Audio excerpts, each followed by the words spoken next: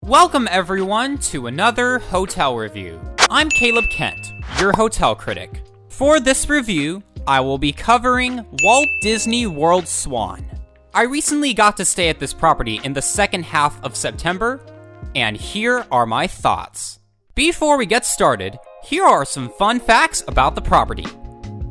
It has 756 rooms, it's a convention center resort, and is part of a shared resort with the Walt Disney World Dolphin Hotel. The theme of this property is, well, swans. All jokes aside, there is not much of a theme other than that. But at least the swan aspect is relatively present throughout the hotel. And for hotels in general, this place actually looks really well. Especially the scenery of the resort and the building's orangish tan and light/dark blue color schemes with some water depictions. Now before I start the review, I want to clarify that this video is going to be strictly about the swan side of the resort and not the dolphin side right across from it.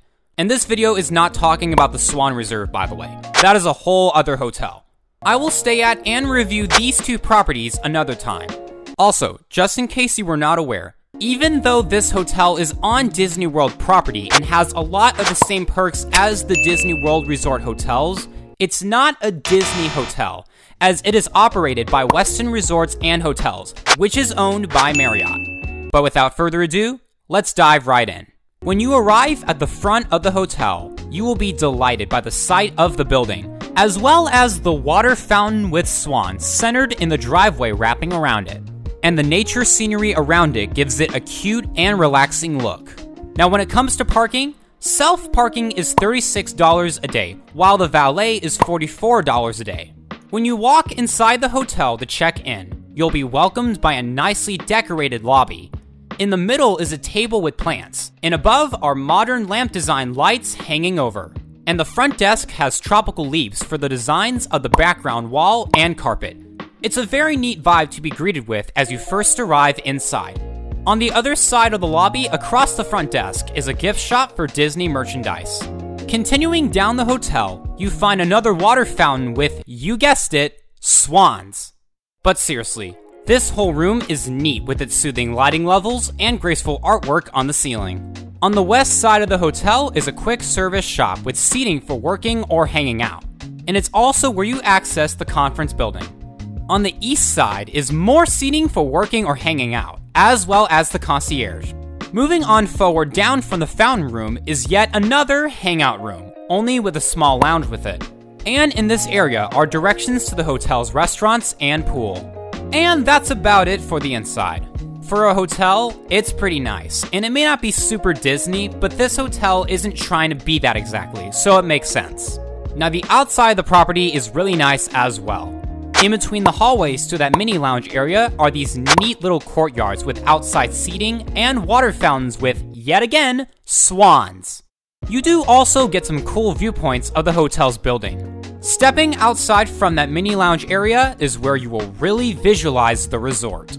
Directly in front of you, of course, is a pathway to the Dolphin Hotel of the resort, which also leads you to the Friendship Boat Service dock. As you walk on the left and right pathways of the hotel, you will be mesmerized by the building and its palm trees placed around for its decoration of scenery. And don't miss the swans. The entire resort really does look nice, despite it not being a Disney resort on Disney World property. On the east pathway is a bridge that you can take to get over to the walkway paths to Epcot or Disney's Hollywood Studios. The west pathway leads down to the resort's beach and a playground for kids. It also connects to the hotel's pool. The pool here at this hotel isn't much, but it has a very fine and calming atmosphere. The palm trees and sights of the resort definitely helps with the luxurious mood this hotel creates for its pool. There's also a hot tub with the pool as well. Other things offered here for recreational activities include volleyball and jogging trails. The exterior of the hotel is indeed nifty and will undoubtedly help make your stay here enjoyable. There isn't really a dull side of the hotel while present at the resort. When it comes to dining, you've got several options to choose from. One option that the resort offers is mobile dining, so you can order food via room delivery or pickup. That small lounge in that hangout room is known as Chill. That's a rather simple name. It has snacks and drinks to order from. That quick service shop near the lobby is known as Java, which has snacks, coffee, tea, and bakery items. On the west side of the hotel is Kimonos, a dinner-time Japanese sushi restaurant that looks fancy. It also has a lounge with it as well. Also on the west side is Garden Grove, a breakfast and lunch restaurant that has a very sick look to it thanks to its structural design and tree in the center. Also on the west side and at the hotel's pool is Splash Pool Bar and Grill, which serves both alcoholic and virgin drinks. Finally, over on the east side of the hotel is Il Molino, a quite pricey and fine dining dinner restaurant with Italian cuisine. And those are your choices regarding dining at the hotel. If you are looking for some other options to choose from, then I'd say Disney Springs will be your best bet. The property is located close by between Epcot and Disney's Hollywood Studios. At the front of the driveway, the resort has shuttle bus services to take you to the theme parks and Disney Springs. And like I've mentioned earlier, the resort offers friendship boat services to take you over to Epcot and Disney's Hollywood Studios. Now here's a quick guide for it. Starting at Disney's Hollywood Studios, for example, the friendship boat route first stops at the Walt Disney World Swan and Dolphin Resort, then Disney's Yacht and Beach Club Resort, then Disney's Boardwalk, and then Epcot. And then it goes back in the reversed order that it came. As you may have noticed, you've got quite a long walk from the hotel to Disney's Hollywood Studios, so I definitely say it's worth it to take the boat over there. Plus, you get some nice angles and viewpoints of the hotel. But when getting to Epcot, I'd say it's faster to walk there since all the stops the boat makes along the way make it a longer journey. That being said, taking the boat is a pleasant experience. At least for me it is. Just be aware of how long it will take and decide if it's worth it or not. In either way, this hotel is situated very well in terms of location. Now it's time to talk about the rooms. As you make your way and step into the elevator, you'll be greeted with some cool artwork for the walls. Then, as you step onto your floor, walk through the hallway, and step into your room, you'll be welcomed with simplicity of comfort. Of course, this isn't a Disney resort, but there were like no references or imagery to swans that I saw in the room, besides the covers for the glass cups. That's a bit funny, considering all the statues of swans that you see throughout the rest of the hotel. But other than that, this is actually quite a nice room. However, I didn't expect the room to look like this since online, this is how they show the rooms. Probably should update the photos, Marriott. But it's still a good overall room to stay in. I like the subtle things of this room that help settle you into your stay here. From the design of the headboards to the carpet, to the framed pictures, to the background of the TV. It's not much, but I would actually argue it's better than the rooms at Disney's All-Star Resort. The bathroom is also quite simple, but the sinks are modern and have a nice light blue tile background, and the mirror has a neat background light with it. And the closet has a bathrobe inside, by the way. There's a framed painting above the toilet and a shower with 2 shower heads that you can use both at the same time. I think that's definitely a cool feature of a hotel to have for a bathroom. Yep, any idea what it took to get that shot? Oh my gosh. This is what it looks like. Oh, I'm just like holding back. And here's a little something that I thought was sick. Something that I think is actually quite cool about this bathroom door is when you close it, it has a magnetic stand against it. You can just pull it off and then it releases, but it's magnetic. And I don't think I've ever seen something like that before, so good on you, Marriott. Or Marriott Bonvoy, is that what you're called now? So yeah. Pretty sweet. Now the majority of the rooms here have just windows. However, you can reserve a room with a balcony, which is what I reserved.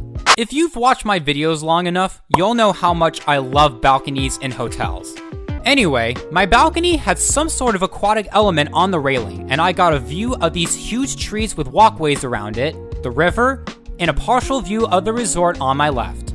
Not a bad view to have. Why is there no handle on here? I don't understand that. To epitomize the room, it's not super highly themed, but it does the job of comforting you into your stay well. and I don't think anyone will have any issue with how the room looks or what vibe it gives off. There were fortunately no issues that I had during my experience here.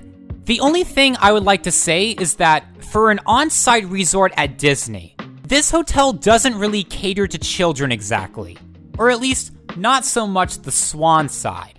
Of course, this is a Westin hotel by Marriott, and it's a convention center resort, so it's obviously going to appeal more to adults and businesses in town for conferences. And granted, I did notice a few TVs around the hotel with Disney Channel programming on.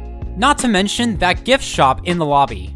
This hotel is not bad for having more of a serious vibe, but I'm just saying that if you are going to stay here for your vacation at Disney, don't come in expecting it to be super appealing to children, like how Disney's Art of Animation Resort is. This hotel is unquestionably meant more for guests who want a peaceful, luxurious, and laid-back type of stay. And if this hotel wasn't on Disney World property, I can guarantee that it would probably have an even more serious tone. But something that is great about the resort is that it's not that expensive for a hotel with this much luxury on Disney property, especially when you consider the perks you get for the theme parks when staying here. To sum it all up, this hotel might not be super highly themed, but I think that it's a good deal for those traveling to Disney World and want to get good value. It may not be a Disney resort, but it's an excellent place to stay on Disney World property. In conclusion, if you are looking for an on-site hotel at Disney World with luxury, good location, comforting rooms, and just a nice and relaxing place to stay at, this will be a good pick. But if you want to stay somewhere with more theme, lower prices, or even higher luxury, then I'd look into the other hotels at Disney World. In case you couldn't tell, I really like this resort, and I think it has superb quality from the interior to the exterior. It's like a very nice Disney World neighborhood hotel that is on site. Now, would I come back for a second visit? Probably not, as I would prefer to stay at a Disney resort hotel.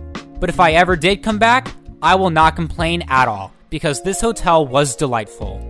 I plan to stay at and review the Dolphin side of the resort and the Swan Reserve at some point. But my stay at the Swan side of the resort was good, and it gave me a hopeful idea of what I can expect from these two properties. But ultimately, this hotel is amiable and well maintained. And so, after everything I've said, Walt Disney World Swan gets a final score of 88 out of 100. Thank you for watching this hotel review, and I will catch you all next time. If you enjoyed this video, consider checking out other content that I've produced. And don't forget to like, subscribe, comment, and share. But only if you want to. Over and out.